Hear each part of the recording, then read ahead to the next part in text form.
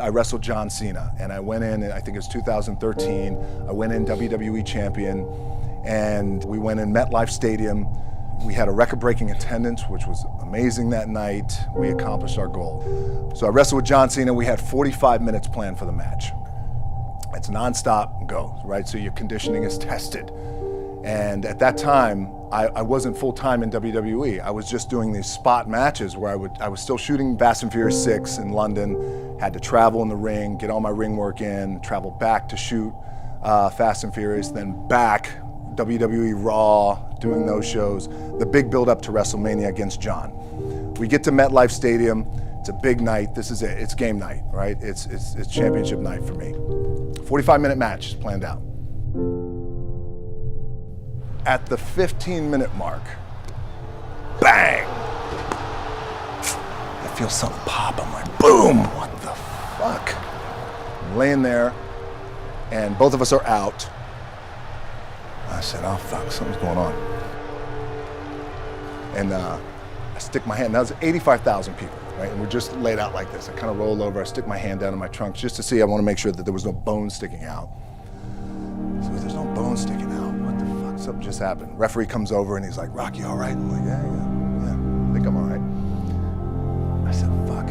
I get up, and I go to step, and I can't step. I can't do this. I have to use my leg like momentum. I gotta do that. So now in that moment, and you guys are gonna have these moments, you probably already had them already, where you're in the game and you're in the thick of things, and you gotta make a decision. What I gotta do? I'm gonna stay in the game, committed to the team, I committed to my team, the whole entire roster, right? So I could tell the ref says, are you okay? And I have one moment. In this moment, it was a defining moment. I could either tell him, no, I'm done. He'd give the signal, match is over. Or, let's keep going. And again, this is a little takeaway for you guys. If you ever have this moment, I'm sure you have. If you haven't, it's coming. We had this decision. And I said, no, let's keep going. I said, how much time is left? He's like, 32 minutes. I'm like, fuck, okay. Rest of the whole match, couldn't move, doing everything like this. I'm getting scared because I'm thinking, man, well, what happens if I pinch something or something like, you know, I don't know, your mind starts fucking with you in the moment. There's 85,000 people, your adrenaline's rushing. Thinking, man, what happens if I'm gonna lose my leg or some shit like this, if I've just done something to my artery? Final move of the match is his big finishing move. And I remember, I'm getting up and I'm turning like this because I have to fall into him. He's gonna hit me with his big finisher. It's like a massive suplex where I go over his head and fucking slams me down. And I remember turning into John, and I remember thinking to myself, God, please don't let this be too bad. Just take care of me. Take care of me. Bang! I feel boom! Now I don't know what the fuck just happened. Now luckily the match is over. He pins me, 1, 2, 3. Comes in the back, I get to the back, I can't move. Now, getting a little nervous.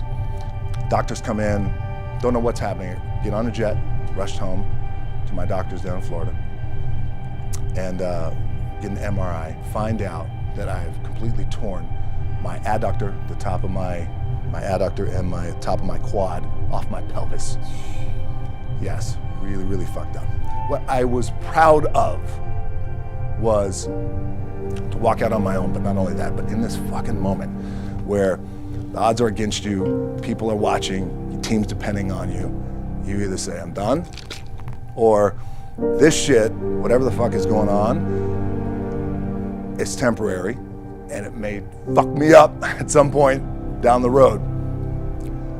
But I'm not gonna let this opportunity go by without giving it my all. Hold on to that fundamental quality of faith. Have faith that on the other side of your pain is something good.